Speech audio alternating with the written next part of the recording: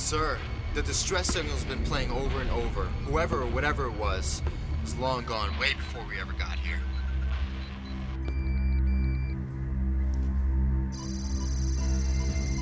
Sir, you might want to take a look at this. What is it? Unknown life form. Rapidly approaching. Nothing moves that fast. Mr. Corbett, abort the mission, evacuate now. Sir, you're breaking up badly. Mr. Corbett, there is an unknown life force heading your way. Get out of there now!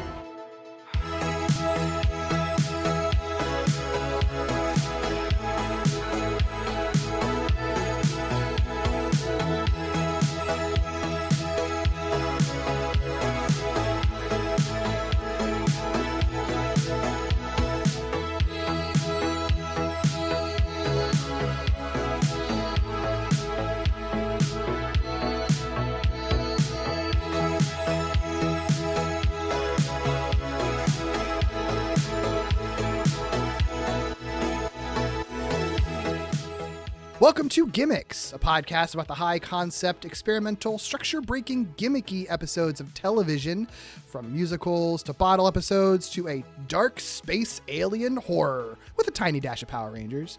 I'm Derek B. Gale, and who's with me today? It's me. I'm drifting through space on a creepy spacecraft, and actually, I've been dead for so long. I'm Doug.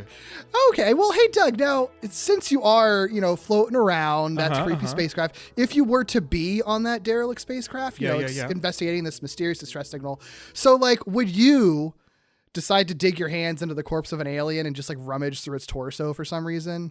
Yeah, oh, absolutely. And I definitely would do it without using any of the superpowers granted to me as part of the theme of the show. Yeah, absolutely. Absolutely. Hey, if you get an ancient book out of it that you predict with your life for some reason, I'm sure it'll all be justified. Yeah. Right? Totally. Especially if you only watch this episode. Oh, my God. So we are talking about Power Rangers Lost Galaxy, episode 18, entitled The Rescue Mission. A very famous episode of this show. Real quick, if you're unfamiliar with Power Rangers Lost Galaxy, there's a whole lot of background that, I'll get into because it actually kind of plays into partially why this episode is what it is. But the basics of it, we have done a Power Rangers episode of this podcast before. We actually did a later season episode called From Power Rangers Dino Thunder. But in case you didn't listen to that one and you're not really familiar with it, it's a children's action series originally created by Haim Saban and Chucky Levy. It's run from 1993 to today, currently celebrating its 30th anniversary. It's aired across multiple networks over the years, currently a Netflix original, but an important thing to know about it is that it adapts and utilizes footage from the Japanese tokusatsu series Super Sentai, tokusatsu being Japanese live action with stunts and a lot of practical effects and stuff like that. And Super Sentai itself is a long running live action superhero series as well. So all tied in. Lost Galaxy specifically, it's the 7th season of Power Rangers, aired in 1999 for 45 episodes on Fox Kids, and it adapted elements from the Sentai series Saiju Sentai Gingaman, though it's a pretty big departure from that series. That's a very nature-based Sentai series. Lost Galaxy actually follows a gigantic space colony on a search for a new planet to call home. Way more to it than that. But that's the basic premise of this show, which if you know even a little bit about Power Rangers but don't know any about this show, that probably sounds absolutely bananas to you. It's the best. It's the best. Well, yay. I mean, you're already chiming in. So, Doug, I know this is probably a long history since it's all Power Rangers, but, in as many words as you want to tell us, what's your personal history with Power Rangers and also Lost Galaxy specifically? Yeah, generally speaking, Power Rangers, I was there day one. I was the perfect age to be watching it from the start. I think I was maybe 5 when it started. And so I was watching from Mighty Morphin Power Rangers through a little bit of Turbo, and then I fell off. Which, for people who know Power Rangers, that is before Lost Galaxy happened. Yeah, and it's kind of a standard story for a lot of people. So how I actually intersected with Lost Galaxy was through doing a Mighty Morphin Power Rangers rewatch when it all dropped on Netflix, maybe 10 years ago? Yeah. And I just didn't stop. I was like, you know what? I'll finish Turbo this time. And then I was like, oh, these characters go into space. I'll keep going. And by that point, I was just like, whatever. I'll just watch every Power Rangers episode ever. I think that's actually right when you and I met. So I was kind of encouraged by you to keep going, or at least to watch some of the stuff I hadn't seen before. And Lost Galaxy was not very deep into that. So it was pretty quick that I got to that. And I thought it was so cool. I thought it was such a cool season of Power Rangers. It does stuff that's very different than everything that comes before it. I'm sure you'll talk a little bit about it in production, but it just took a totally different direction, even though it was still space. It did stuff I never would have guessed Power Rangers did, because I stopped while it was still sort of in very strict continuity. Yeah, absolutely. It's such a cool season. And yes. And I feel like I'm happy to have you on for this one, because I feel like we share very similar feelings about Lost Galaxy. Yeah, like it's great. It is. It's so good. It is, and it's like, it's messy at a lot of points, but in a way that's like really fascinating. I think the production stuff behind it, and a lot of like the behind the scenes troubles, and then some of the stuff that like the great stuff that came out of those troubles is really fascinating. We may or may not get into that stuff on the podcast today, depending on what tangents we go on, because there's a lot of stuff to talk about for this episode specifically. But like, this is one of those seasons of Power Rangers that just has so many fascinating stories, and like for every one like production story you open up, it like opens up a bunch of holes to a bunch of other ones, like you can really fall down the rabbit hole of like weird stuff and crazy bad luck that they had on this show that still somehow resulted in like this really memorable, fascinating series. And it's one of those things, like I understand people who watch it and don't come away with it feeling like great about it. But I feel like you can't watch it and not think that it's like a fascinating season of television, not just Power Rangers, but television in general, because it just takes some wild swings. Yeah, I don't know that I would have been as excited to watch more Power Rangers and then eventually watch all of it had the first one that sort of broke away the way that it did been as fascinating as Lost Galaxy is. Yeah, for sure. I mean, I would say, I was like you. I'm sure, I don't even remember what I talked about on our first Power Rangers episode of Gimmicks that I did. So I'm sure I talked about my background with it, but I was like you, where I was like a day one watcher. I watched through it. I wasn't into Turbo, but I did stick through it beyond that, and through it and beyond anyway. And I think part of that was helped because In Space was the season after that. And it's like, oh, I didn't like Turbo, but they immediately go into space and that's cool. And then that season turns out to be really good. Yeah. But I kind of agree with you that if Lost Galaxy hadn't really stuck the landing on how big of a departure it was in being the first season of Power Rangers, that was like, we're just going to start a new story with a new cast, unrelated to any storylines we've ever had before. If it hadn't taken such wild swings and been such like an interesting series, I don't know. I feel like I might have grown out of the show. I might not have stuck with it. And instead I ended up like keeping up with it like into infinity. Like I never stopped watching it. And I loved it at the time. And what's funny is I still don't think I really fully appreciated it until I was an adult and then revisited it. It's been years and years ago now, but I did revisit it, and it was sort of like, I've watched random episodes and I always held a special place for this show in my heart. I always knew that it was a season I liked, but I never like watched it start to finish as an adult, right? Like I hadn't done a full rewatch of it since I first watched it in 1999. And then when I did, it's just, and it really dawned on me like, oh my God, I think this is actually my favorite season of the show. It just does so much cool stuff. It is just so weird and fascinating. It's interesting on screen and off screen. It's just the ambition of it, just the everything about it. It's just, even when it's bad, it's like fascinatingly bad. And I would argue that it's rarely actually bad anyway. So. Yeah, it's always, I'm so bad at picking like a favorite out of something that has so many entries, but Lost Galaxy is always in conversation for like my top 3, whether it ends up in the first, second, or third or wherever, like it's always up there. Yeah. So some background for it, if you're not like a Power Rangers head like we are, or fell off of it or whatever, the place that Lost Galaxy is in Power Rangers as a franchise is really interesting. I'll start with the story editor of Lost Galaxy, which is Judd Chip Lin, who also wrote this episode. So it's very relevant to this episode. Judd Lin had been writing on the series since season 2 of Mighty Morphin Power Rangers, became head writer during Turbo and then producer during In Space. And he's kind of show run the series on and off throughout its entire run. He's also said in interviews at certain points that he's a Star Trek fan. No way. Yeah, which makes sense. I could probably guess a couple other things he's into based on the things he's done. I think it's like specifically in the Ultimate Visual History Guide. He like very specifically is like, I watched a lot of Star Trek as a kid. So when I wanted to do my season of Power Rangers, I'm like, let's send them into space. Yeah. So it was the 6th season at the time, then thought to be final season, because obviously, the show was a phenomenon for a while, but the ratings had been declining steadily. Right. Just as any aging show does. They were considering it the final season.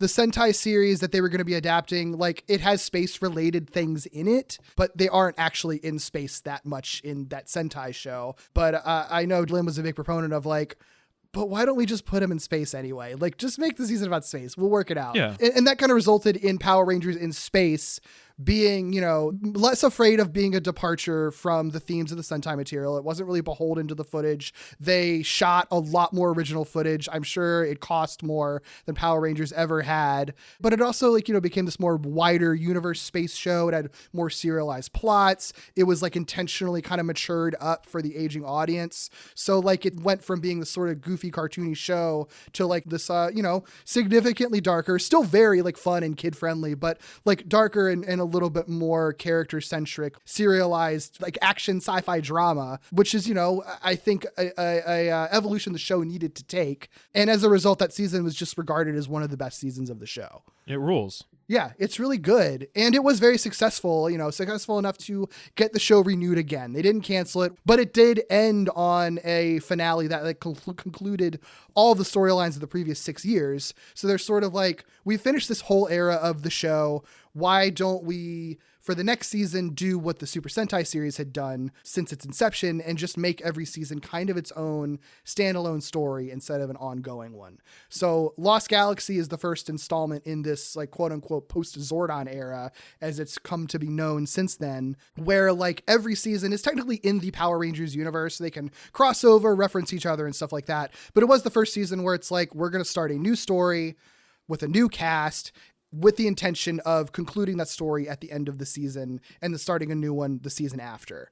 And so that gets us Lost Galaxy. But the other factor of it that's really important is that In Space was a show about space.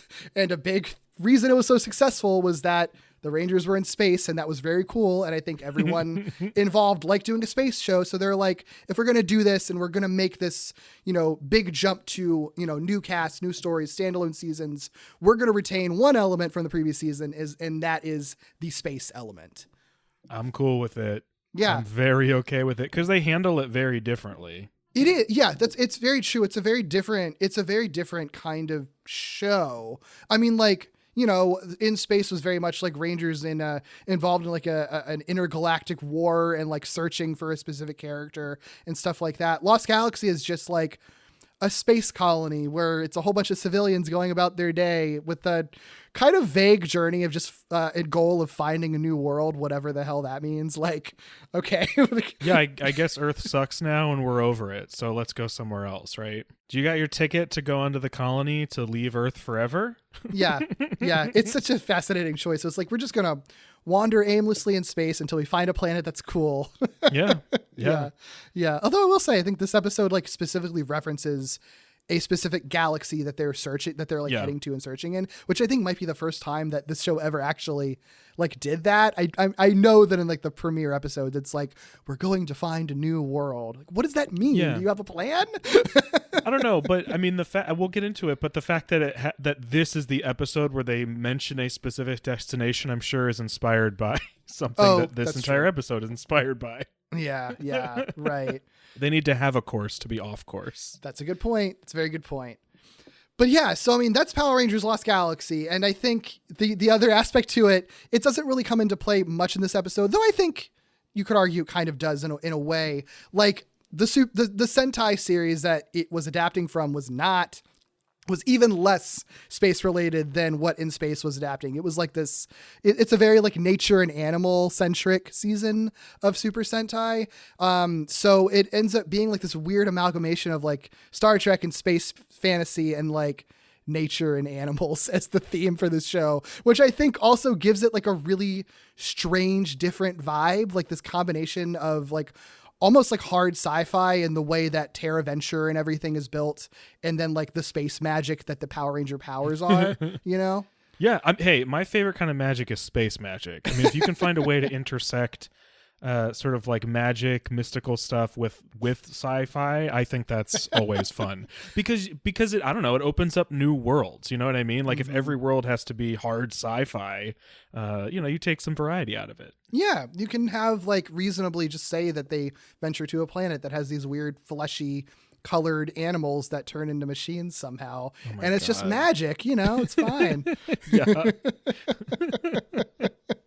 But yeah. One cool thing is that like Lost Galaxy's first half gained the highest ratings ever in the series since Mighty Morphin Power Rangers. It all paid off. Like I'm pretty sure that this is probably like the most expensive that the show had ever been up to this point, and probably is still up there.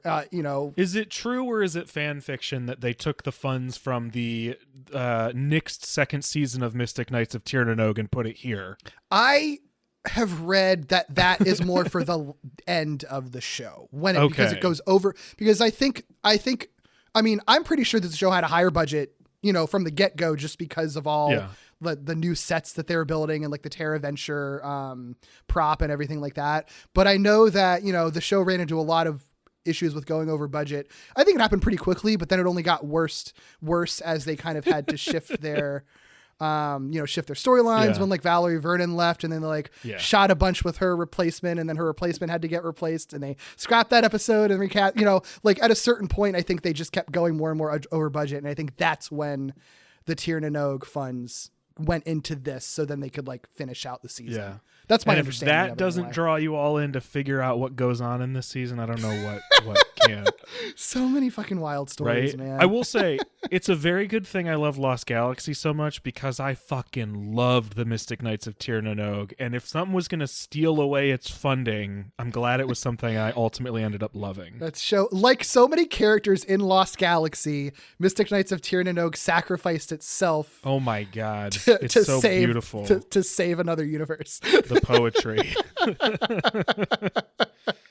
Yeah. I mean, it's the Lost Galaxy is a season of firsts and experiments, I think. And I think because the reason that I felt like it was necessary to go through all of that background, for one, it's interesting, but also because I think it was in a unique position at the time to have the ability to experiment in ways that Power Rangers had never done before. And I think like does less and less as it goes on, because at this point it's still kind of in uncharted territory, right? Like much like Terra Venture when it's in the depths of space, right? It's in kind of uncharted territory. So, this is a season where it's sort of like, we have to write out an actor.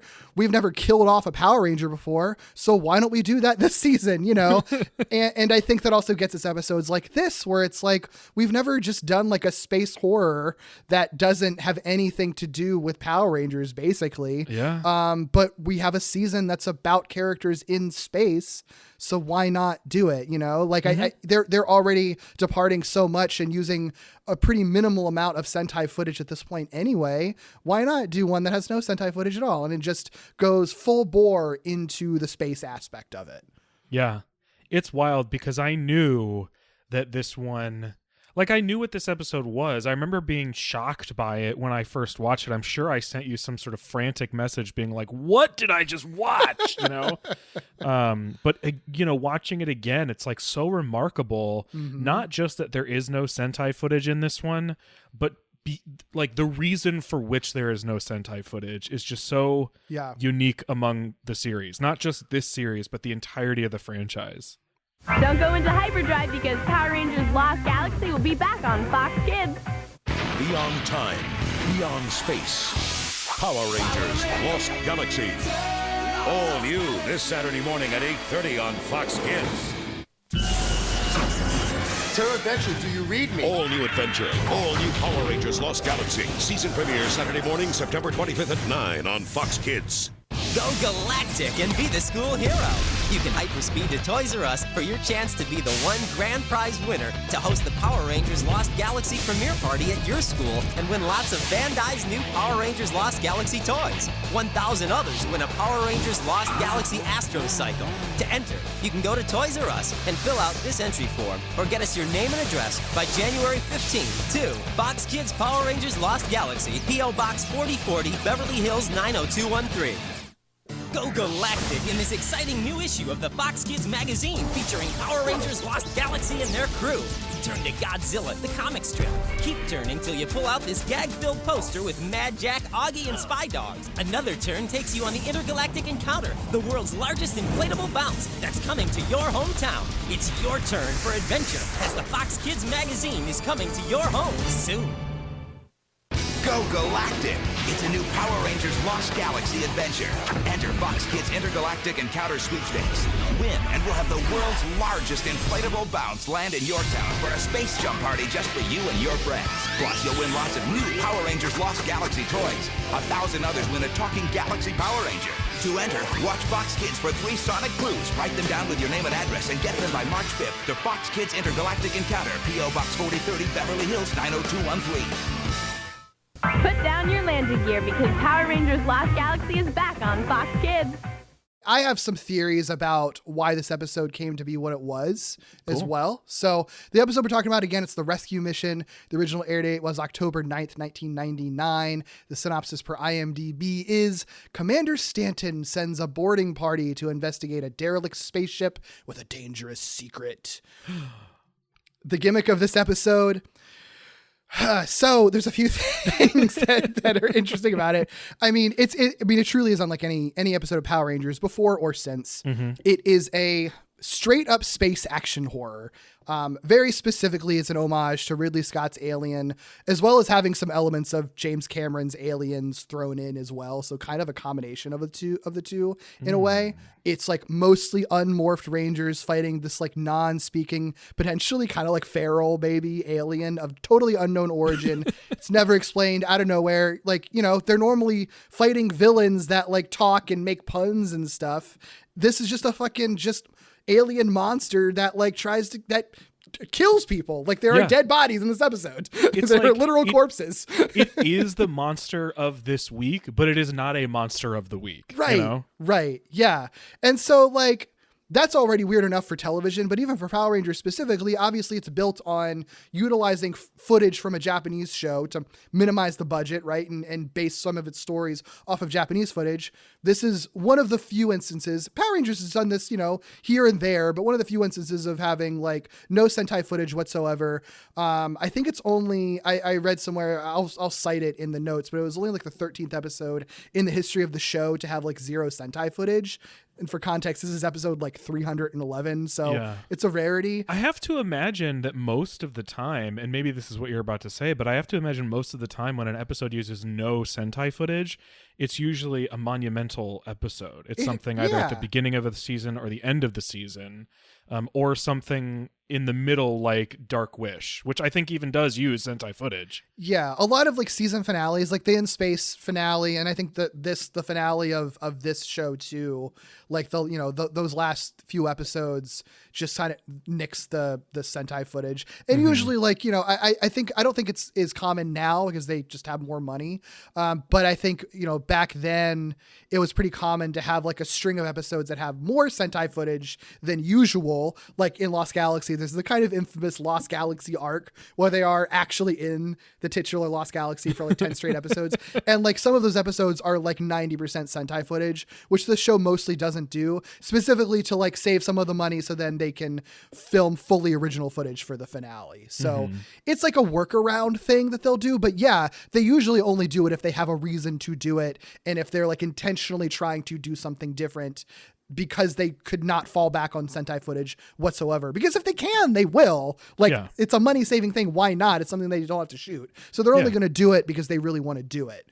The other interesting thing is that like this episode has no recycled footage at all, even American. So like there's no morphing sequences or like weapon summoning or whatever. Like that I think might have never happened in the history of the show. I don't know for sure, but I like there might be like an establishing shot of Terra Venture, but like other than that, there's like no stock footage, period. I mean, how many episodes of the now 1,000 episode series have like almost no suits, no morphs, no Zords, technically no monster of the week? Like it's honestly wild. Mm-hmm. Like, I think it was someone on TV Tropes said, like, posited, and I think they might be right, that there's not another episode of Power Rangers that has no stock footage, Japanese or American, until like the Dino Charge premiere. Because, you know, there's no morph sequence on that episode, and they're mostly human, and only two Rangers morph. And that's like 16 years later. So like it's bananas that this episode does it, and the show like pretty much doesn't really ever do it again to this extent for almost 2 decades. Yeah. And it does it not at the beginning or the end. Like it's just an episode in the middle of the season. That like I wouldn't say that almost has no connection to anything else. Almost. Right. There's literally one thing that carries over into the rest of the show. Yeah. It's so fascinating. That's sort of what the episode is. That's what makes it weird, right? I have some ideas for why this episode came to be. Obviously, Power Rangers is not a thing that is like, you know, heavily discussed. You know, you're not going to find Power Rangers oral history. If it's not in one of the official books or something, it's kind of hard to find. So there's not a lot of like, I've never found just like a conversation about this episode specifically. So I'm connecting some of the dots here. I might be kind of off base, but for reference, some table setting, like Power Rangers in Space did kind of already do a slight alien homage in their early episode that was called The Beryllian Sting, which is an episode I really like. It's also a case where it's like not adapted from a Sentai story at all. It features just like a ranger being bitten by an alien bug that turns him into a bug monster. He stalks the other rangers throughout the ship and tries to bite them. I really love that episode. It's a really fun one. I think it stands out in that season for being kind of an interesting one, but it also still has like a lot of the typical trappings of a Power Rangers episode. Still uses, you know, Sentai footage, still has Zords at the end and everything like that. It's just like still something different that Power Rangers had done before. But I think that like, because of that, there was precedent to kind of have fun with the space concept in this way of like, we have sort of tested the waters and done a little bit of a horror movie-esque thing that had like no background in Power Rangers or the Sentai at all. What if we did it again, but like took it a step further, right? Mm-hmm. So I think this episode only exists because of its director, Steve Wang. Here's why. This is the only episode of any Power Rangers show ever, period, that Steve Wang has ever directed or will ever direct. Tell me about Steve Wang. Steve Wang this is interesting. Is a very interesting guy. He does eventually direct a number of like Kamen Rider Dragon Knight episodes years later. So he does do some directing. I feel like I now need to watch those. Yeah, I've never seen a single episode of that show. I've heard people stick up for it though. For sure. You know, he's directed a number of episodes of that show, but his profession is primarily in creature makeup and effects. Yeah. So he has worked in special effects, sometimes as like a supervising effects director on movies like the original Predator, the 1998 Godzilla, Gremlins 2, Blade Trinity, Alien vs. Predator Requiem. Most recently, Bill and Ted Face the Music, which is a really fun credit. Yeah. So like he's done a lot of creature stuff. If you go to his Instagram name is literally Steve Wang Creature Creator, and it's all about the creatures he's created in movies and TV. So that's the thing that's obviously his pride and joy that he is good at. I think you probably kind of get where this is going. Oh yeah. The other thing is that he is known for directing. His original connections to tokusatsu come from directing the 2 Guyver films. Do you know, or have you ever heard of the Guyver movies, Doug? The name is very familiar to me, but if I had to confidently guess which Toku heroes these were, I don't know that I could. Is Guyver the red and blue guy? No. What's Guyver? It's not one of the ones that you. It's not something I know. Think of. No, it's not like a Metal Heroes or whatever. Guyver is a weird one. It's not like a Toku. It was never like a Toku show. It was basically an early attempt pre-Power Rangers at Americanizing the toku genre. So the Guyver movies were these sort of like American-Japanese joint productions in 1991, and then the second one came out in 1994. They are based on a manga and anime called Bio Booster Armor Guyver, which is, yeah. And it's about this like man-alien hybrid super soldier, basically. Biomech. Yeah. This is making sense. Right. I've never watched the movies, but I've seen some clips from them. I'll watch them one day. I've heard they're fine, but maybe kind of boring. So, but I feel like it's the kind of thing that you would watch for the novelty of it, right? Or just to see the special effects, because those movies have like a lot of body horror in them. They're very dark, like dark, grotesque creature effects. It's the one that's like famously, for one, it stars David Hayter, which is kind of cool. But the main thing that people know about it is that it also features Mark Hamill in a supporting role. Oh. And there's like a famous clip of him like turning into this like grotesque roach thing as he dies. And it's really fucked up. It's a similar vibe from what I've seen of it. It's a really similar vibe to what you get in this episode of just like a lot of like dark body horror, gross creature, slimy shit. You know what I mean? That makes so much more sense than what I was thinking, which is Keykider. Keykider, gotcha. Yeah, no, not that at all.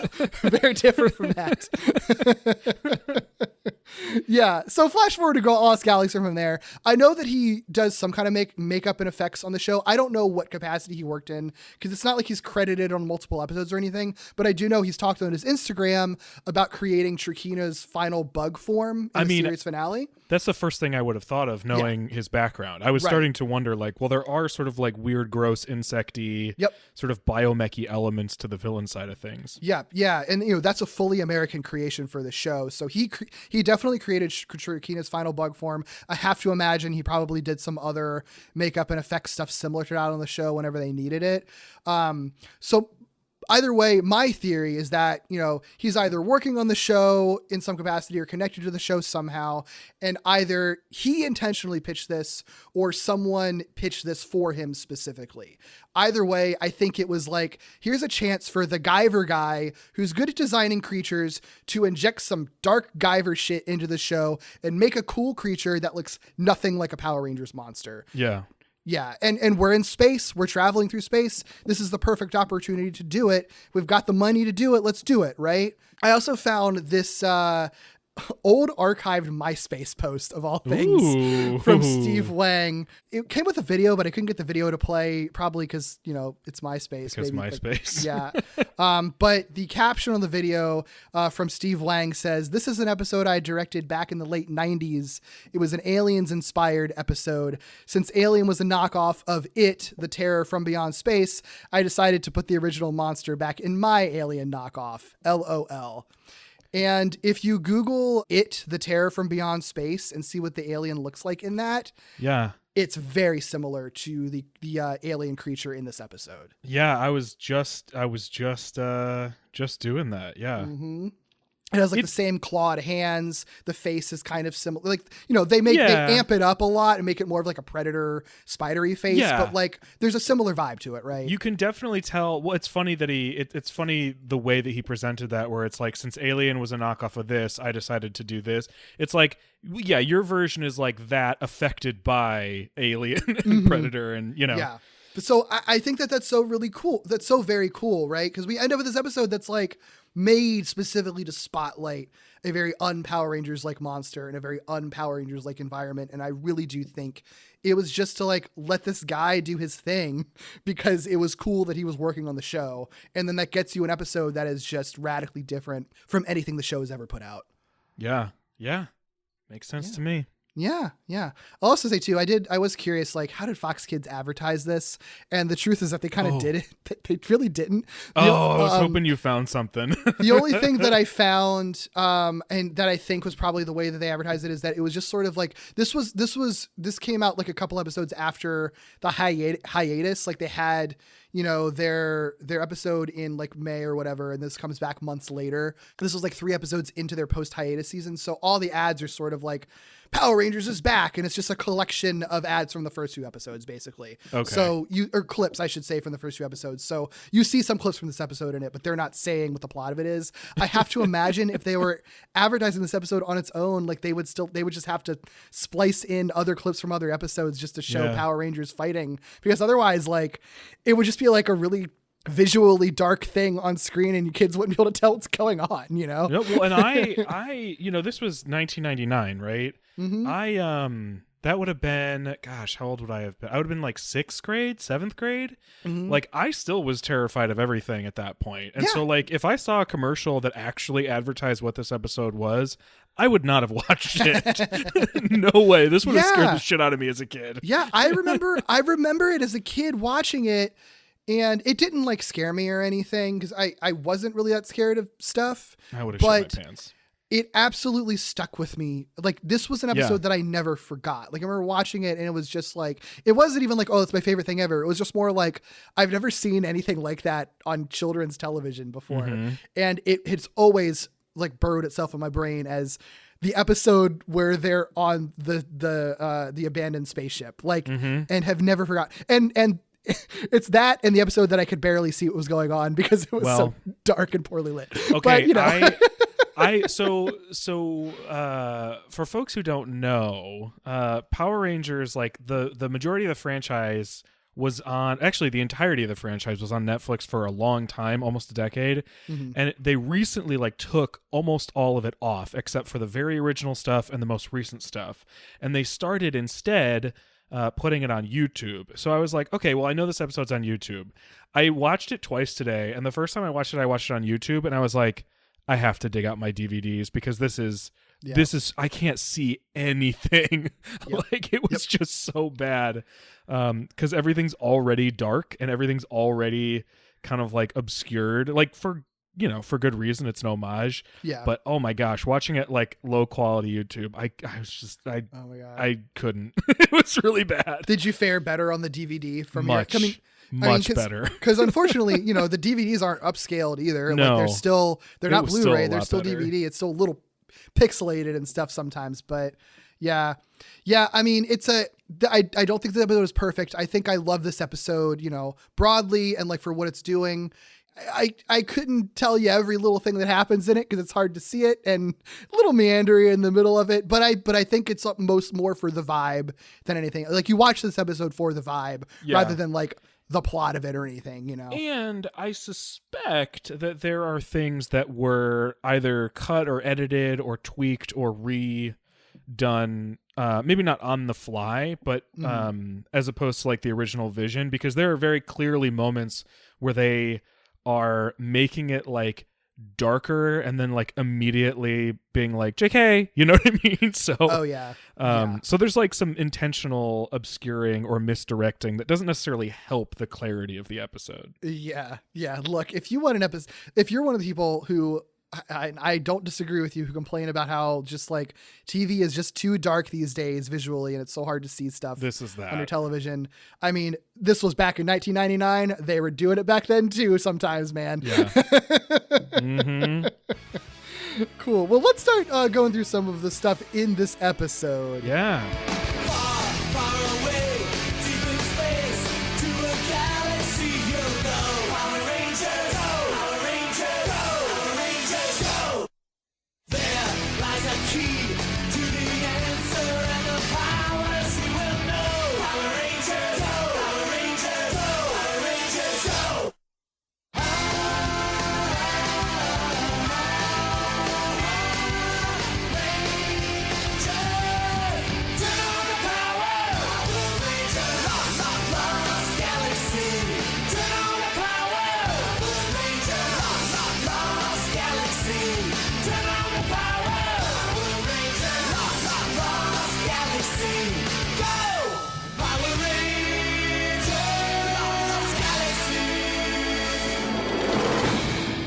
This episode is available on DVD and streaming for free on the Power Rangers official YouTube channel. Like we have said, if you want to check it out and watch it, I think it's worth a watch, even if you've never seen the show before, just to see how fucking weird it is. I mean, if nothing else, everybody has an idea of what Power Rangers is. So go watch this episode and be completely proven wrong. At least for one episode. Oh, yep. Absolutely. I can't say that it's indicative of what the show actually is either, but Honestly, it would be interesting to do like a 10 worst episodes to get somebody in. Well, maybe not to get somebody into Power Rangers, but like 10 least indicative of the franchise episodes of Power Rangers. This would absolutely be on it, if not at the very top. Yeah, and you could do it. There are some episodes of the show that are just bananas that they exist. Yeah, but for this one, it opens up pretty directly. It's just Terra Venture receiving a distress call from an alien spacecraft. Please help us. We are under attack. Help us. We can't defend ourselves any longer. Can anybody hear this? This is Commander Stanton of the Space Colony Terra Venture. Identify your position. Please, we can't. This is Commander Stanton of the Space Colony Terra Venture. Identify your position. Go to alert status. Mr. Chen, I want to know where that signal's coming from. Yes, sir. On a bunch of old staticky CRTVs, which I love, by the way. Mm-hmm. I have to tell you too, Derek, I need you to know my context a little bit. Please. I had all day today. I didn't have to work today, which was beautiful. Mm-hmm. So I didn't just watch this episode. I watched it twice, and I also watched Alien, and I watched Starship Troopers today. Fuck. Oh, that rules. So I had like a nice, lovely day. Starship Troopers turned out to be far less relevant than I thought it would be. I mean, but Alien is very relevant to what we're talking about. Yeah. I think to the point where like the opening is very similar. Yeah, well, I mean, you might be helpful because it's been a while since I've seen Alien, but I have seen Aliens recently, and there's definitely some very direct things they pull from. See, that's good because I didn't know that, so I didn't prepare to watch that one. Yeah, well, and did not watch that one. We will help each other then. Great.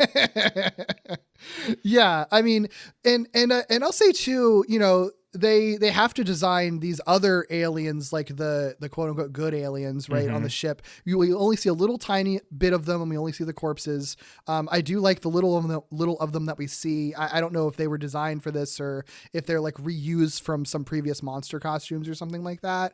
But like, it's cool that they're non-human aliens completely. They're not like, you know, they're not like humans with like a nose piece or head piece on. Like, they're full prosthetics that they have. I think here. they have to be because you already mentioned corpse. Like, I think for this particular show being aimed at this particular audience, like if they were going to have very obviously or as close as obvious as possible dead bodies on screen, they like couldn't look like humans. That's a good point. Actually, that's a really smart, insightful observation. But they're great designs. They're really cool. I feel like we don't really see stuff to this scale until maybe SPD, where like they do lots and lots of like full prosthetic alien stuff, like animatronics and stuff that season. Yeah, no, I think that's true. I think it's a very long time before we really see anything like this again.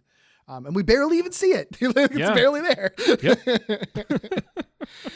Yep. So, you know, they're kind of debating whether they want to investigate this distress call, right? There's this, there's like the high command of Terra Venture, which I think had only been introduced like a couple episodes before this, that we really first saw that like they're like board of directors of Terra Venture, kind of like debating like, well, you know, we have a course that we are on specifically to get to this particular galaxy. Do we really want to divert our course to investigate another spacecraft when like nothing of the Galactic Space Alliance rules say we're obligated to, you know, be a rescue vessel, etc. Commander, what do we know? All we know is where the signal originated. We've traveled from Earth along this course toward the rolling galaxy. The distress signal was sent from here. Meaning that if we tried to help them, we'll have to divert from our course. That's correct, ma'am. Let's keep our goal in mind. Our mission is to find a new world in the Eurolian galaxy. We are not equipped for rescue missions. I mean, this is fully out of Alien, for sure. I mean, obviously for very different reasons, but like that's the entire thing with Alien investigating, like that crew investigating their distress call that they get. They have this exact conversation, and they decide to go investigate for a different reason, especially what you learn in Alien. I won't spoil it. I wonder what happens in spoil that Alien. 40-year-old movie or whatever it is. Yeah. But they have this exact conversation in Alien too. So I'm really glad I watched it because I forgot that was the there. same way. Yeah, because Alien, they're not like a research vessel, right? It's a mining craft, and they are in deep stasis on their way back to Earth, and they're woken up halfway along their journey. And they are like, wait, if we're not there yet, what are we doing? And it's because they got this distress call. Yeah. And their contract, as opposed to their morals, dictate that they investigate. Gotcha. And just both Alien and Lost Galaxy, maybe it turns out that it was a bad move to try to help people. Helping people is bad, actually. Yeah. Is the moral of both stories. The moral of space adventure is helping people is bad. Yep. Pretty much. But we're not there yet because we do get like this rousing speech from our resident Magna Defender, Mike. It is just too risky. But I'm sorry. Please, Mr. Corbett, don't keep us on the edge of our seats. Our mission doesn't spell out that we have to rescue others in times of trouble. Exactly. But that's because it doesn't need to be spelled out. Helping should be second nature. As you said, it's dangerous out there, and the day may come that we have to send a distress signal of our own. Question for you. You mentioned that this was a few episodes into sort of the continuation of the season after a break, right? Yeah. I didn't rewatch before or after this episode. Did that return to the series start with Mike's return to the series? Yeah, so basically the mid-season finale was the episode where the original Magna Defender dies and then Mike is resurrected. And then the episode that comes back from hiatus is basically like reinstating Mike into the status quo, essentially. Okay. And then Mike becomes the new Magna Defender in that episode. I mean, that's what the Previously On is about. So I figured it had to have been like very recent. Yeah, it's literally 2 episodes before. And it's basically like 3 episodes in a row that are kind of Mike-centric, kind of establishing him, because there's the one where he becomes Magna Defender. The one after that is like the stolen beauty episode where like all the girls have their beauty stolen and then Mike kind of saves the day. Oh, we love to see it. We love to see that, right? A little bit of a different vibe from what this episode is, I will say. Yeah, I would say so. But yeah, I do, regardless of, where this episode goes and how it kind of maybe disproves what he's saying, I do like his speech a lot because it's all just based on this idea that it's sort of like, it shouldn't fucking matter like what your mission or your rules tell you. It doesn't need to be spelled out that we help people. Right there. Yeah. I love that because one of the stuffy, board people is like, it does not spell out we have to help people. And he's like, yeah, because it doesn't need to be. We just should. It's really good. I like that a lot. And it's like that's the most Power Rangers thing that happens that happens in this episode. Oh, by far. Yeah.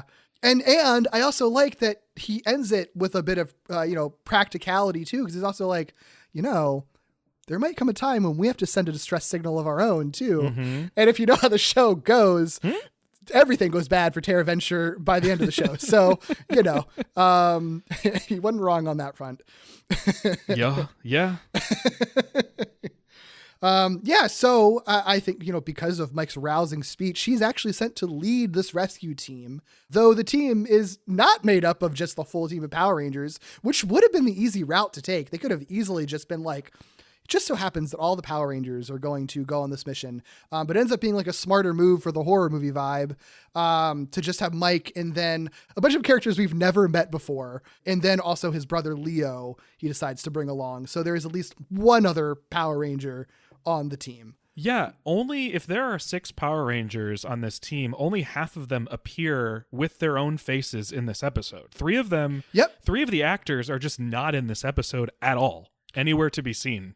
And 2 of them I don't even think speak. Kai and Kendricks both show themselves, but Kai's the only one that has lines. Kendricks like I totally miss Kendricks being in the episode. She shows up for Valerie Vernon is on set for like a second, like literally like maybe less than 30 seconds. Wow. Because Okay, there's then that two one of bit them. she runs onto the bridge and just nods at him like to signal to like come on, and then Kai runs off. But she doesn't say a word. She maybe says some ADR lines at, you know, when she's in her ranger form later. She's the only one I think that does the ADR later, because I don't think Damon or Maya say a word. Yeah, I don't think so at all, which is it's so funny. Yeah, their actors are not on screen, it's just their stunt doubles. Yep. Kai's really the only one that gets any lines, and it's still not much. It's basically just looking at a screen being like, we lost him. Yeah. Like, It's primarily because he's the only one who's like on the bridge, like regularly. Well, him and Mike. Yeah. So, I mean, it's smart use of them. One thing I really like about Lost Galaxy overall is that I think it was often very smart about just being okay with not having every single character appear in every episode. This is like a wild case where almost nobody except for like 3 main characters appear at all. But there are often episodes where like a couple of Rangers only appear in their morphed form, or they only appear for like one scene or something like that. Like I think this show often was pretty good about how tight its storytelling was with. I like that characters. personally. Yeah, because you don't need to have the whole ensemble the entire time. There's maybe it's in their contract, and I understand if you're forced to do that, but like I don't think with Power Rangers it is usually. So I think that if you can afford to not have every character in every episode, you don't have to. Yeah, for sure. Sure. Also, the way that Leo is introduced in this is so fucking weird. What is this? He's just like playing with some children in the park, and they're just all tackling him. It's really strange. I don't know. It's creepy, and I don't like it.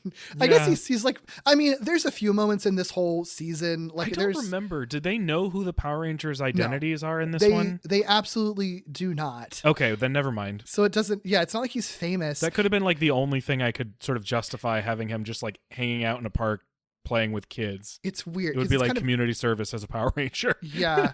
I mean, it could be like a babysitting type of thing. Like maybe he's like doing the daycare. They never establish it. Maybe he's doing the daycare. It does come up once or twice too. Like once Corone shows up, like she and Leo both play with the children sometimes.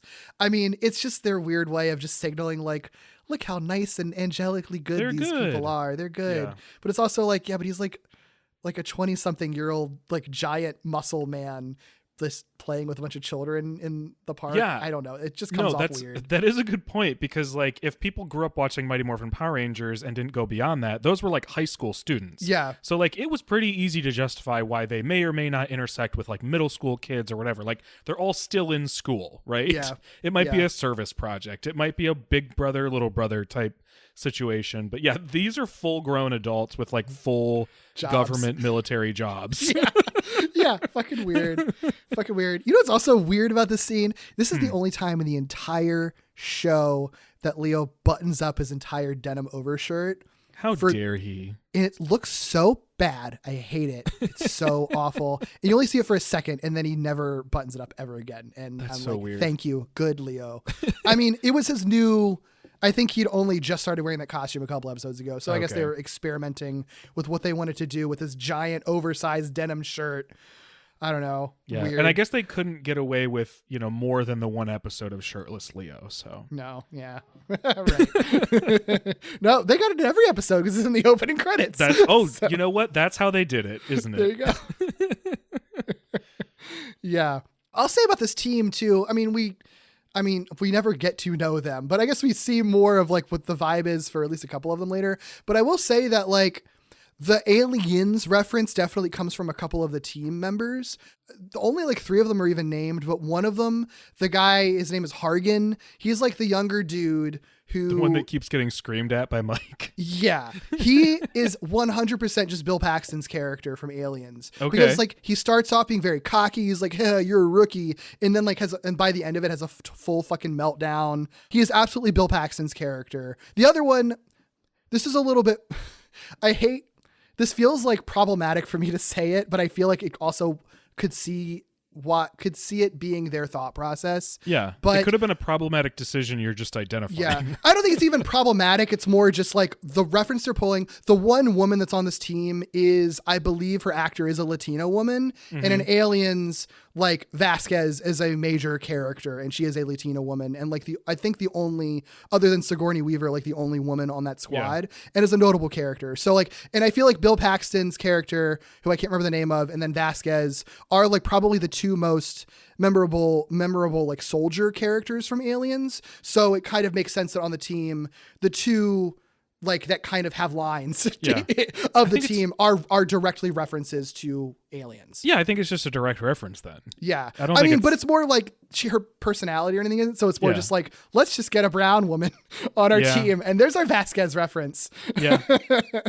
Yeah, they could have at least done a reference. Right. Like she doesn't match the personality at all. I mean, and to be fair, Vasquez was like a white woman in brown face in Aliens. So like that's all wrapped up in bad stuff. But you know, James Cameron, not a perfect guy. But I do feel like that was kind of intentional with the team that they built. No other character really has any personality or lines or anything or even names. So like those are the only ones that I feel like are worth paying any attention to. Yeah. Yeah. So this team docks the spacecraft. They find like no indication of like it being attacked by another ship or anything. It's just kind of floating out there. We're inside, making our way to the bridge. Everything's covered in some weird web.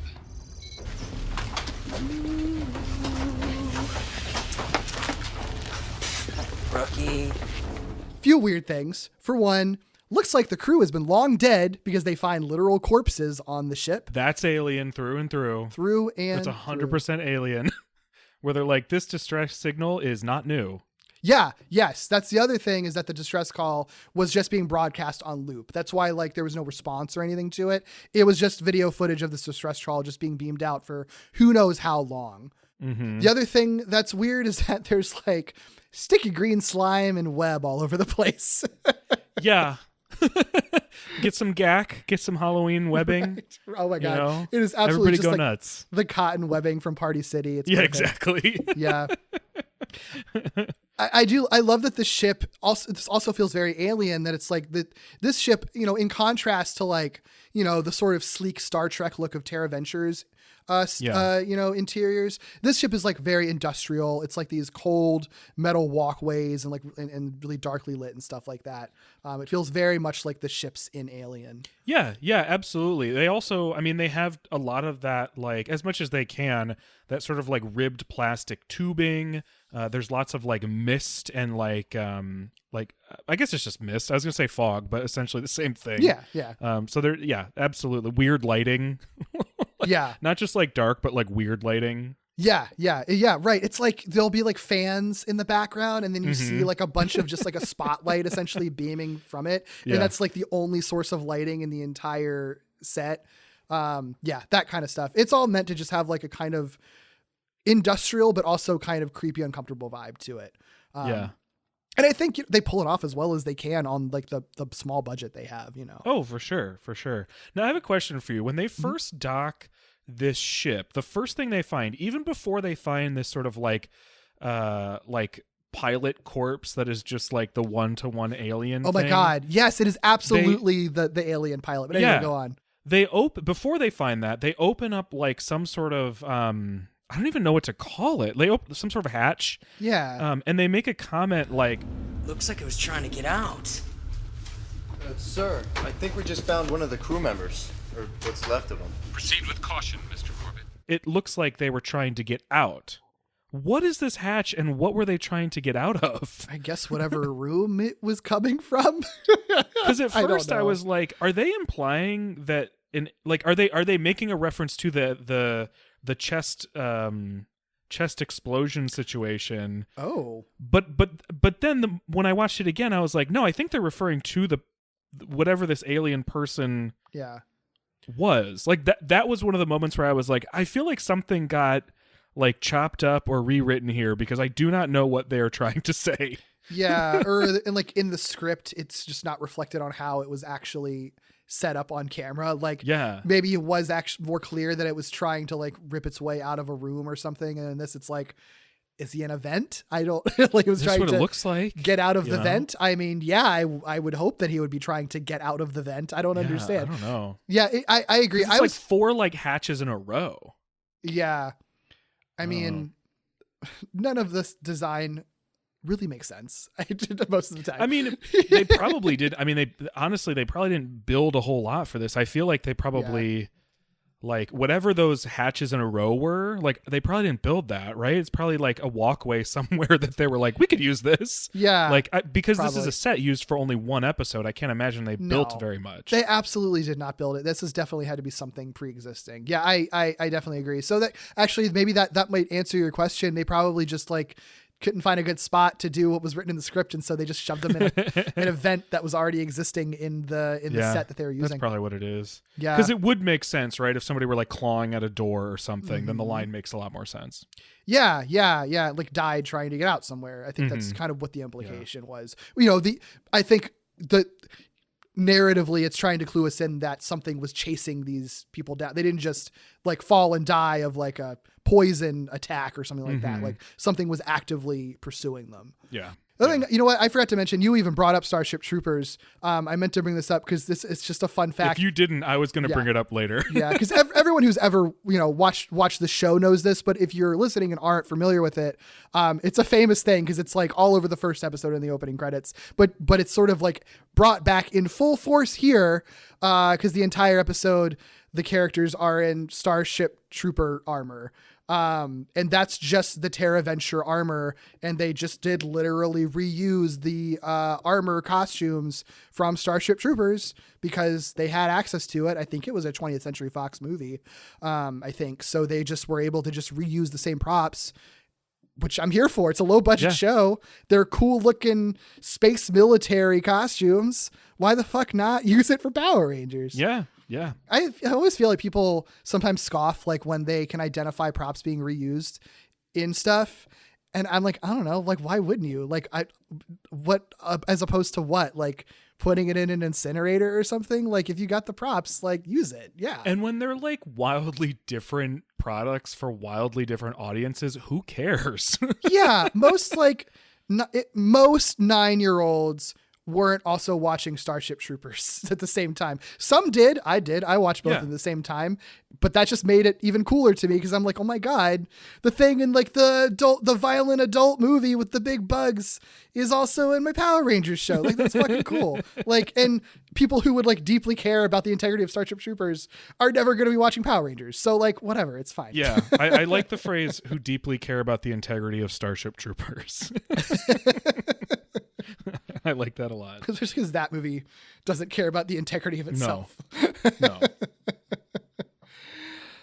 Anyway, you mentioned the pilot from Alien, and it is literally like the pilot space jockey thing from the first Alien, like fully direct reference to that. That's like the corpse that Leo finds on the bridge of the spaceship. And this is the one where he just starts digging his hands and rubbing his hands, rummaging all through this cadaver's torso, basically. Yeah.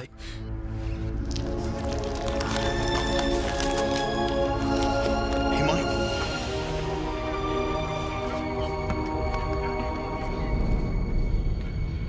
It's a book. Well, so, okay, that's what I fully thought he was ripping open this guy's torso at first because they do try to like obscure the fact that these are corpses a little bit, right? Like it's covered in webs and all this sort of stuff to like, if you know, but you know, somebody might not necessarily be like a little kid might just be like, oh, what is that? So I fully thought he was like ripping this guy open, but I guess he was like hugging a book or something. I don't know. I guess so. I guess there was like because it looks like once he actually... Or was it hidden inside his chest cavity? That's what it looks like. It looks like his chest. It could be that, or I mean, it could also be he's hugging it because it does look like there's like, I don't know, like a wrapping or something like under the book, like it was wrapped in something that was also being held, and that's what Leo was ripping into.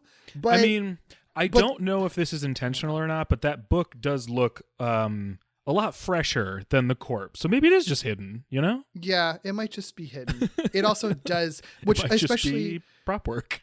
It might just, or it also could be, you know, Alien is famous for chest bursters, and then Leo is bursting this guy's chest from the outside. I was so primed, when the guy in the hatch, and then this guy, I was like so ready for some weird chest bursting action. Yeah. Yeah, never get it, unfortunately. No. This is the most we get is Leo just ripping through it. It's just funny to me because there's like no reason why he should be trying to do that. Like it's not like he spots the book or it shines or anything. He just like sees this corpse and is like, and just rips his arms off. Like it's just, I think the implication was that we were supposed to think that he noticed something or saw that he was holding something, but the lighting is so dark that you can't tell that he's holding anything. It just looks like Leo is just ripping into his chest. So, whatever.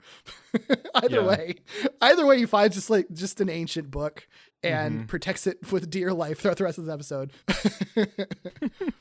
So we do cut back like briefly to Terra Venture where Kai is kind of monitoring activity on the ship. And that's when we get that classic, like, there's another life form and it's rapidly approaching them.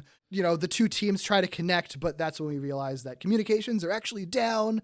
They're like too deep in the ship or whatever. The point being that Terra Venture can't contact the team. So the team doesn't actually know that there's an alien that's about to ambush them. And that's exactly what happens because the alien ambushes them. And then there's just kind of a prolonged sequence of this alien essentially abducting members of the crew one by one until basically only Mike and Leo are left. Yes. A couple things here at this loss of contact. This is the first time, I think this is right before they lose contact, because Mike says, Commander, we've lost Jasper. Commander. And this is where they start to do the thing where they make it sound like everybody's dying as really best as they can without saying they're dying. And I think it's so funny because then at another point they say, we're the only ones left. Like, it's so funny to me. It's so I good. love it. I like it. Cause I think it's effective because even if, they're not going to kill them. You also you don't know that you because these are characters you've never seen before. These are effectively red shirts. Like they could totally be gone forever. That's a good point. I mean, that is a thing that's really helpful about them not just using their main cast is that they throw in a bunch of either no name or no personality characters that you've literally never seen before. And I think in most cases you never see ever again after this episode. You have to actively be reminding yourself they're not going to kill people in Power Rangers. And this isn't even the season where you could say that with 100% confidence. Because they kill a lot of people in this season, actually. Right. Quite a few people die. Yeah. They often come back, but they still die for a while. Did they? Yeah. This is also the section that I was referencing earlier. This is when the Bill Paxton guy just starts actually having a freak out. He came out of the shadows, sir, grabbed him, and then they were both gone. It's gonna get us. He got Jasper. It's gonna get us. Get out of here now, man.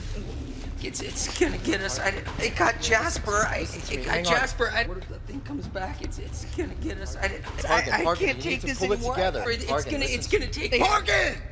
Pull it together. And it's so funny because his freakouts are literally just it's oh man, I don't want to see this. Oh, he's going to get us, man. He says everything but game over, man, game over. it is just they're doing everything they can to make him sound like Bill Paxton without actually sounding like Bill Paxton. It's so funny to me. Amazing. There's his voice work in this is very funny to me. I obviously didn't have that exact reference, but that's even better knowing that it's just how close can we get to this Bill Paxton performance. Yeah. And he's not an actor on the caliber of Bill Paxton by any means at all. So he doesn't really come close. So it honestly just sounds very funny to me. Yeah. But it's fine because I feel you kind of get the homage immediately. And if you don't, it's just it's still a trope, right? It's still a horror or action movie trope of the person just cannot handle the horrors that they're seeing right now. Well, there's a guy in Starship Troopers who's one of the main characters who survives to the end. Who is this character? Where he finally sees combat and freaks out and is I don't know if I can do this, Yeah. Right. So it's totally, you almost have to have that character. Yeah. In these situations, it creates situations, Yeah. Well, it adds to the tension of it because everybody is sort of it makes it very clear that everyone is kind of unraveling a little bit. And it's funny in this context because it's a 22-minute show. So not that much has actually happened before this guy starts melting down. So it's maybe you just aren't cut out for this work, buddy, at all. Yep. But you get what they're doing. They're they're playing with the really common trope that we're expecting. And what's fun about it is that we're not used to seeing a trope like that in Power Rangers. Right.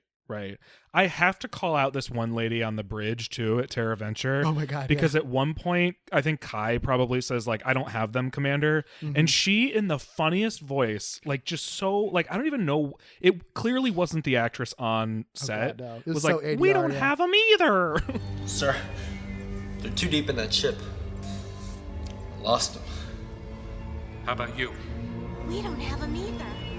It's like, Yeah. what is that? It's like, I mean, and it really, it gave the vibe of like an extra trying their hardest to be noticed. Like, this is the one line they get in this episode, and I'm going to give it I'm my gonna all. nail it. I don't have them either. But it's even better because, yeah, it's clearly ADR'd. So. Yep.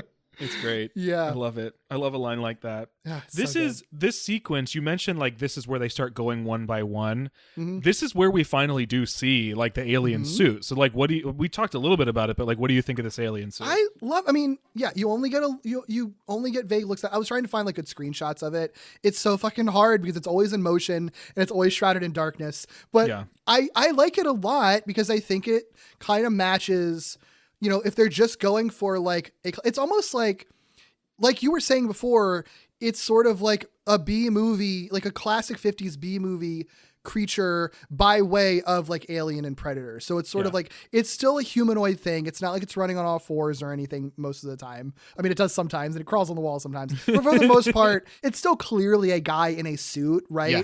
But it's a guy in a suit that has enough, like the skin has enough complexity to it and texture. And the face is so clearly modeled after like Predator. Mm-hmm. Because it has like those mandibles to it. And there's just like this element of like the whole thing looks so slimy. you know? Which is like, oh my God, the xenomorph in Alien is just wet. Like Yeah. it is just wet. So like the fact that they kind of get that going on this one too makes a lot of sense. It even has like some Guyver-ish elements. Like it has a weird detached spine. That you can kind of see sometimes. Like it still has that, but it doesn't look fully like a what am I trying to like it looks mechanical too. Like it looks like a spine and it looks mechanical. So it still has like a very Guyver inspired look to it in that it's organic. Yeah, it looks both organic and mechanical. Yeah, no, it totally does. Yeah. I like that a lot about it. And I think it really benefits from the dark, sometimes poor lighting of this episode. Oh, I think it does a lot because it's not exactly like a super form-fitting suit. Like it's No. not built onto this person's body. Right.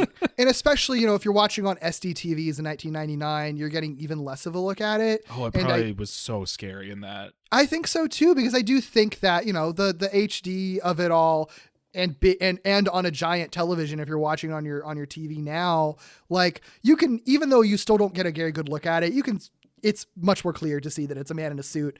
But I think at the time for what they were going for kids watching on an a small SD TV in 1999, you're only going to get sort of like these little glimpses of elements of it. So you're only going to see like, you know, the jaw on its own or like the claws. I love its like super ridiculously long claws. Derek. Yeah. One of my this is now like just so clearly, I can say this with confidence moving forward. One of my favorite things Power Rangers has ever done is that moment where the claw hits, I think it's probably the scared guy's shoulder, and then he turns and it's not the claw. I like rewound because I was like, was that actually the claw? And it is. They actually do like the claw of the suit, and then when it cuts, it's something else. I didn't realize that. Well, it's like that. That's a brilliant. It's so good. It's a brilliant so cheat. good. Yeah, it's such a good cheat because it's sort of like, yeah, that's what the guy thinks it is. So you're seeing it through his eyes. He's imagining as the claw, because that's what happens in real life when you get scared by that kind of stuff. Like, like when you see a shadow, or rather you Yeah. see a figure, and it's like your clothes on the chair or whatever. Yeah, like you envision what it is, and so Yeah. he's seeing the real claw, and then it cuts, and it's just like some weird scrap metal that happens to look claw shaped for some reason. Whatever. Oh my God. Yeah. It's so good. And they only have 20 minutes, so they can't do a lot of that. So like the fact that they even include one of those, I'm like, oh damn, this is good. Like imagine if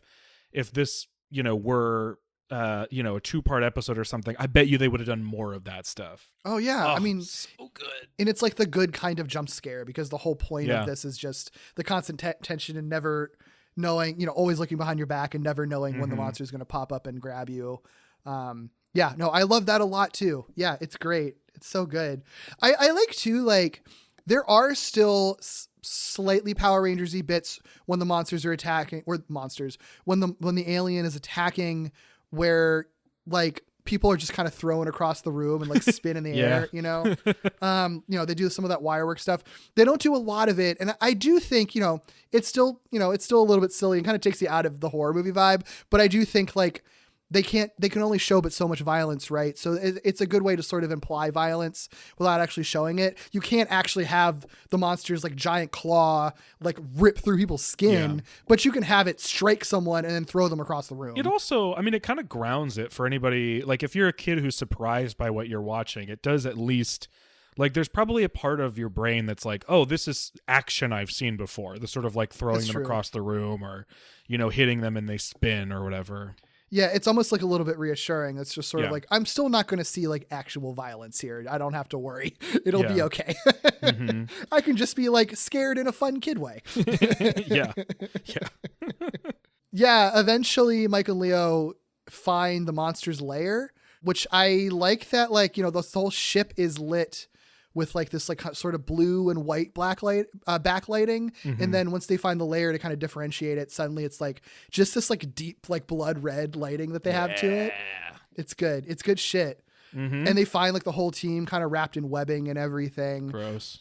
That's also very Aliens too, because in Aliens, a lot of people were like encased. It wasn't in webbing. It was like gross, like slimy pod shit stuff. I was wondering if that was like a direct reference to something. Yeah. I know that like Starship Troopers, they're like arachnids, but they're not actually spiders, so they don't do any webbing stuff in that. Yeah, but it's still like kind of fun. I mean, I definitely could see, because the monster is obviously meant to be spidery in how it uses webs, so I can still see Starship Troopers being kind of in the veins of this and inspiring the monster. So yeah, I mean, they set the team free. Obviously, no one's actually dead. They're just in this web stasis until they're freed. And also, Leo retrieves the book. I forgot that he just like loses it randomly at one point. He like drops it when they're running. Hey, you okay? Yeah, I'm fine. Where is everybody? We're the only ones left. Look, we gotta get my team back. Let's do it. The book. I could have done without the book tension, because who cares? No one knows what it is.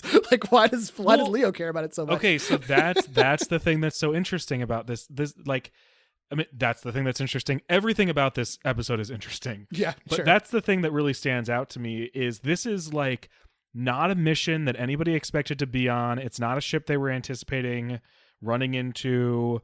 They weren't there for any sort of research purposes. They were arguably there just to rescue somebody. And then Leo identifies this book as something important. And then for people who go on to watch the rest of the series, you learn that this book is, in fact, actually quite important. So, like, they're relying on quite a bit of fate here. Like, to be like, oh, you needed to be on this ship so that you could find this book. Otherwise, the series would have gone in a wildly different direction. Right. It's actually really funny. It's so funny because, like, you could, an easier route to take to introduce the book and do a story similar to this is, we've detected an energy signal for something that could be useful, and they go and investigate and specifically search for the MacGuffin, and it turns out to be a book. But the fact that like the book is no part of this at all and just happens to be there, and they just happen to decide that it's important. Or like, I don't mind that. I think it's really fun. It's just kind of funny that it worked out that way. Or was Leo guided by a Morphin master?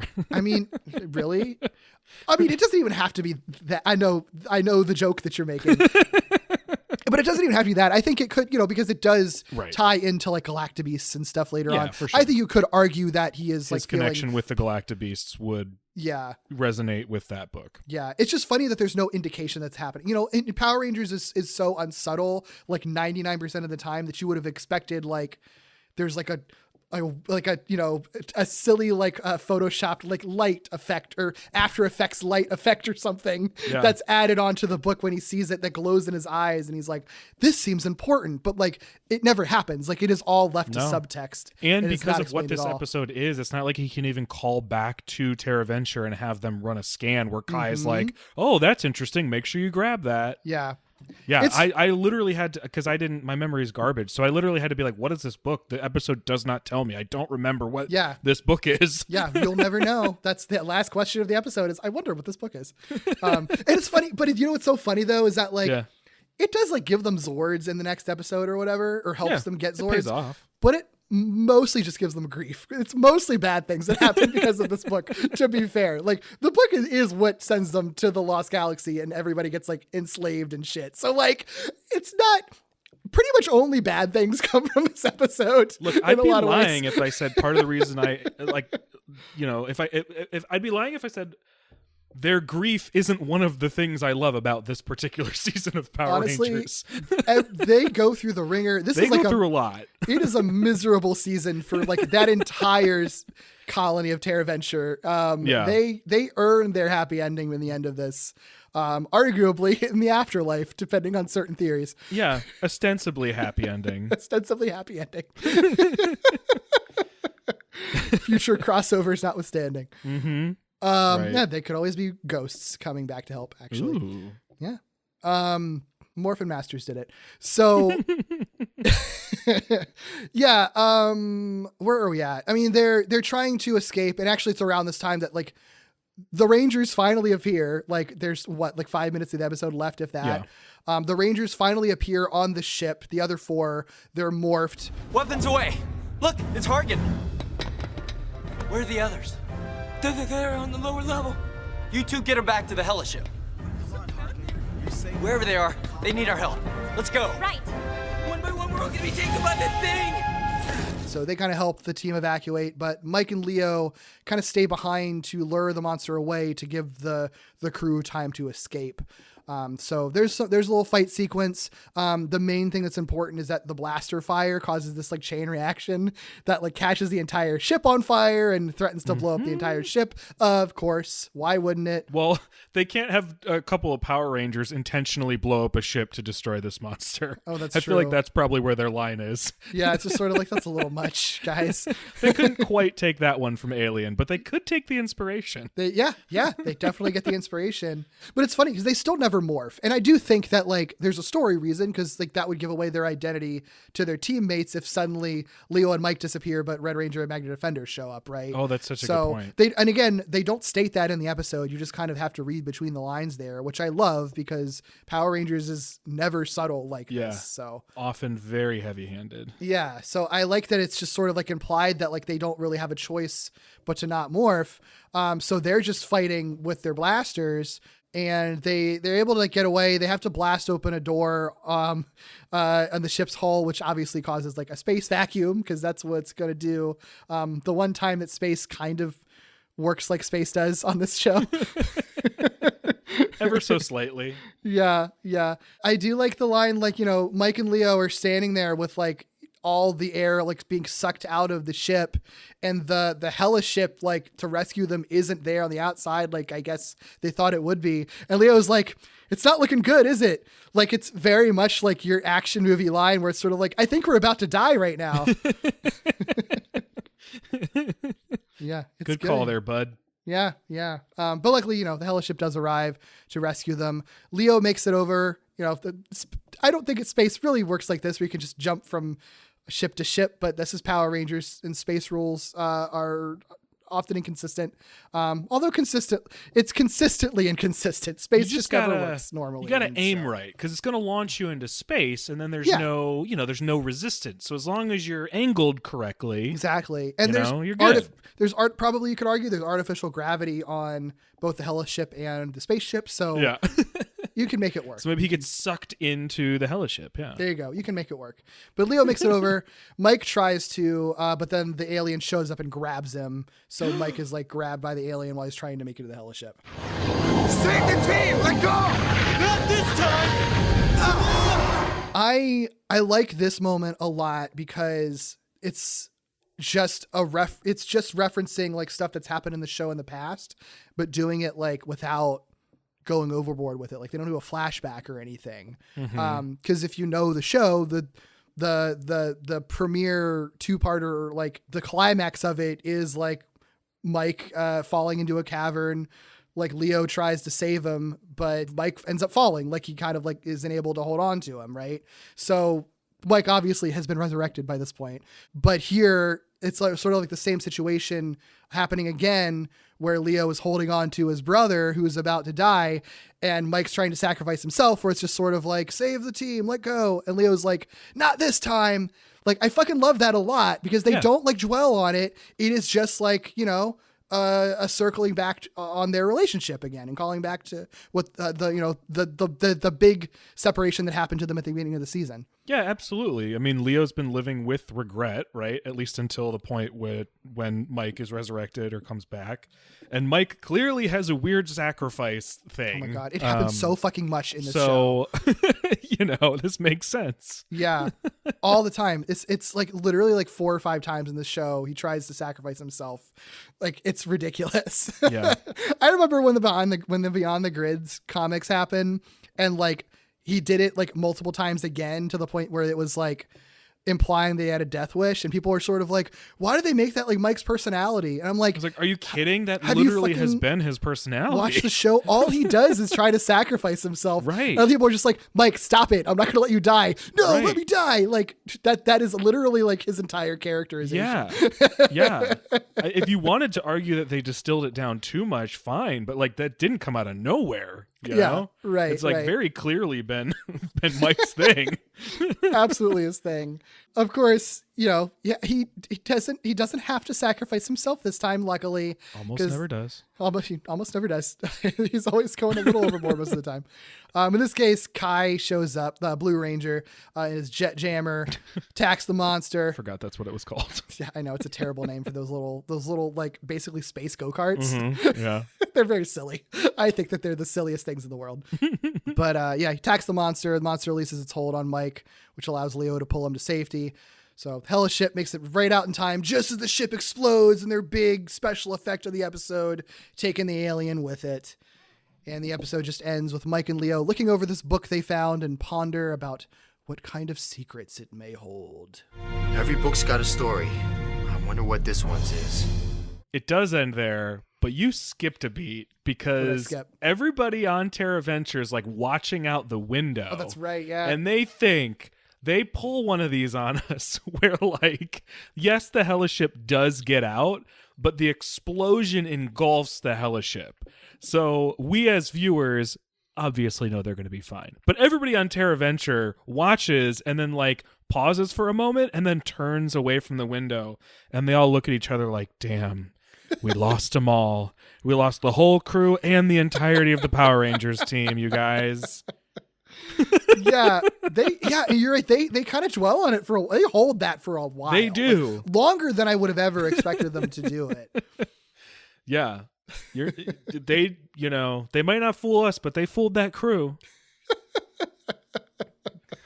Commander Stanton was ready to fold some flags. Yeah.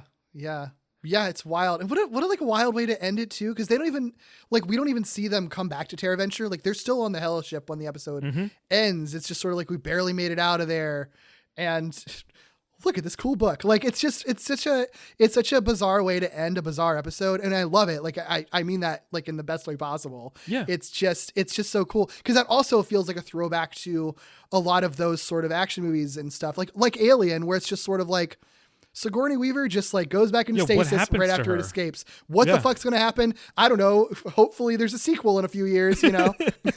Wait almost 10 years for the sequel to come out and tell you what happens to Sigourney Weaver, you know. Like I love that it ends there too. Like we don't get a pat final little scene where everyone's happy or reflecting or anything. Yeah. No bow on this one. No, it's so fun. And I mean, it's kind of par of the course what this episode's doing. Mm-hmm. God, it's just what a fascinating episode of TV. Like I mean, not just for Power Rangers, but just to like see this on Saturday morning television, you know, like And I think it being live action sets it apart too, because there's plenty of cartoons that do dark stuff and I think can kind of get away with it because they're animated. But I think it being live action, I think makes it something kind of special.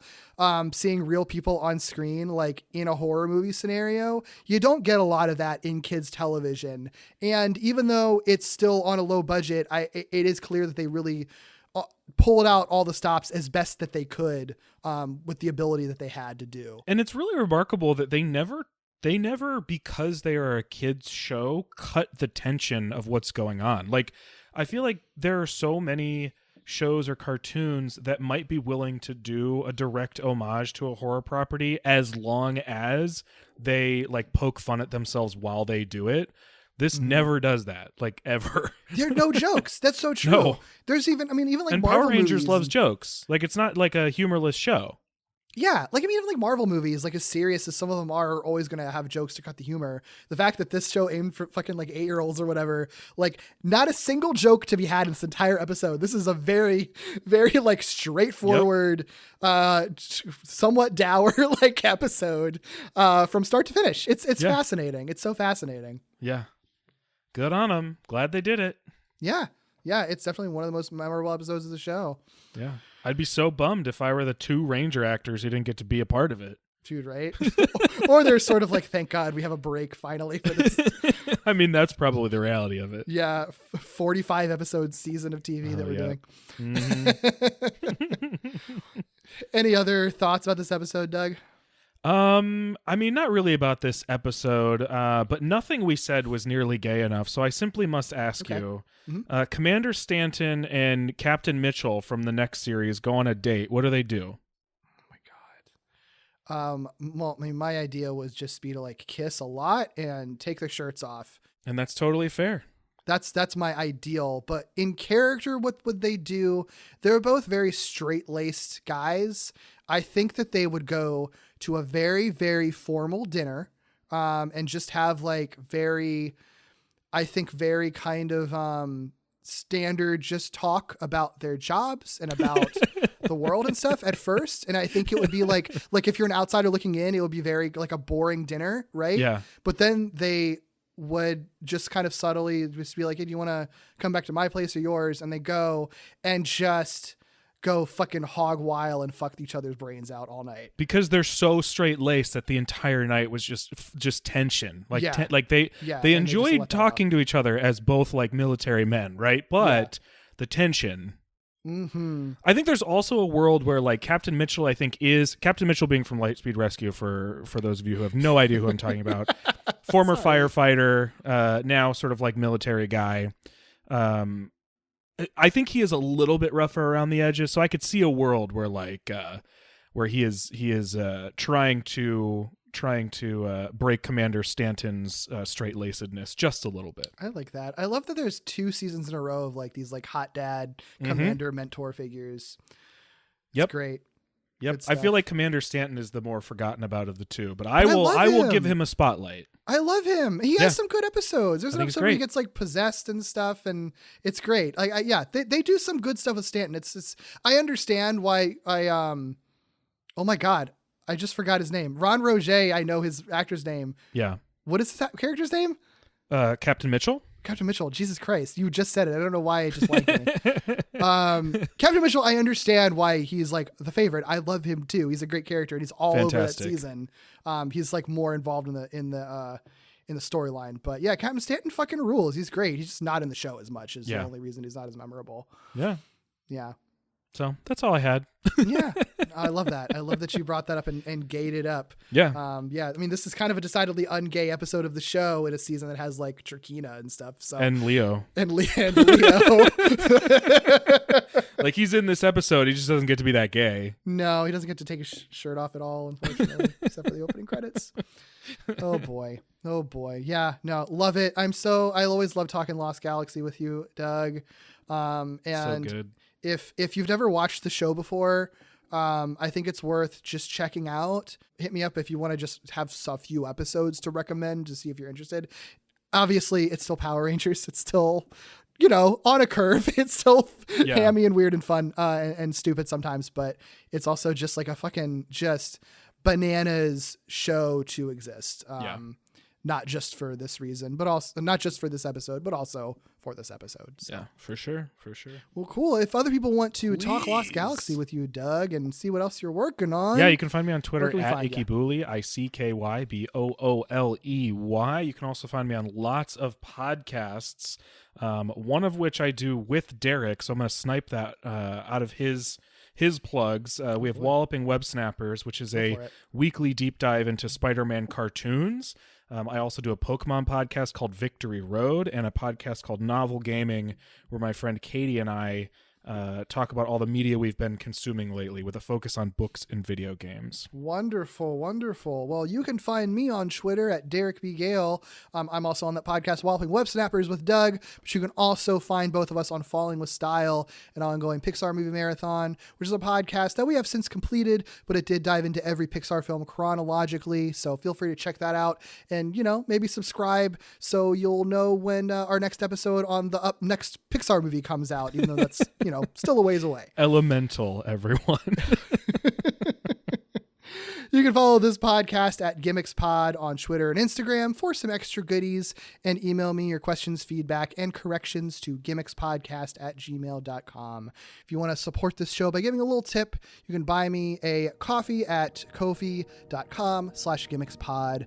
Please rate, review, and subscribe to this podcast on all your podcast platforms. And until next time, friends, keep being weird and go galactic. Ooh.